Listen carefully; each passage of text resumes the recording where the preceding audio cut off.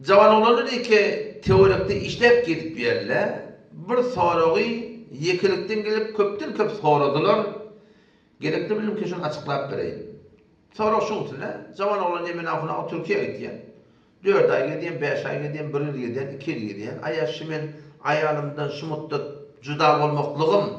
Aya sebep bolýar mı diye kimen ayalım bilen men aramy talak wagty bolsun ya da. Böyle bir gurur Müslüman doğulum deyip duruşu bilen yok gurur yani. Yani bir adam ayalımdan falan sevapdaş olmaklığı 1 yıl, 5 yıl, 10 yıl, 20 yıl, 30 yıl hiç talak gurur diyen bir hiç onun orta vakı olmaklığı bolmaýar yani. Yani rakip İran'ın Arağın cenneti göresin da. Evet o bana esir azadına bağda. 7 yıl tepkir şol Arağındanlarını yattılar, geldiler, ülkelerine şu ayarları, şunun ayarları diye. Öyle nükâhimek de yok, zat da yok yani. Peygamber bu gururun hakkında arkayım var yani. Hiç bizde gurur ortada yok. Elbette bir gururun var. Eğer sen ayağının düğününde ol, ayağının yanzarında ol, ya ayağından daş ol, nikahını çödeyen zatlar var. Haydi bir Müslümanlıkta bağlar bir adam inkar etse, maskara etse, oynak etse, şoňa mene ýagdaýda eken nikahny çödeýän zat bolsa, sen düýbünde bol, daşda bol. Ol oňa baglanşykly gurrun däl ýani. Bütün şu gurrun niýeden döremelişdi? Ýani sen ýoklar şu kitapda. Näce döremelişdi gurrun? Bezen bir kep bolýar, türkmen agan dil ýurgy ýa başga kim milletin dil ýurtda bir oklap görýär internetde. Odam şoňa şo togalanşyp bädişe kemgädi. Şundurýançam düýän gurru ýere ýetýär o. O nefsi inşallah da şeyde de inşallah eğer Huda etlese, eğer Huda tele asan etti, eğer Huda tele irade etti diye mana. Hem metevarik Türkmen dili şkolum düşünmeklik bolýar da. İnşallah. İnşallah yavşırıp yazmalı mı? İnşallah yok. İnşallah. Cüda yazmalı mı? O şunu da öyle konu iş böyle olmadı. Ahuna yavşırıp yazmalı mana yutkiye babazan. Aslında onun repti yok şimdi oğlum. Şimdi oğlum aslında repti yok. Yavşırıp yaz cüda yaz. İkisi de manada eğer Huda bekaat bolýar. Eger Huda istese, eger Huda Taala irade etse diýen bolur. Bes şey.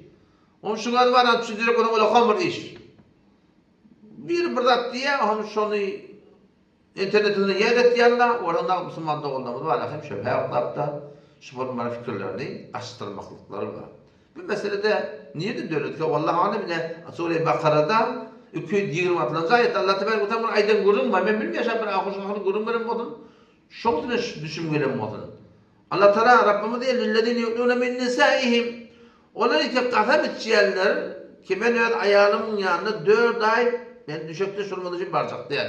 Terabbus 4 eşhur. Hop, eger şu 4 ay sözünde antynda dursa, hotbap bir talak wagty bolýar.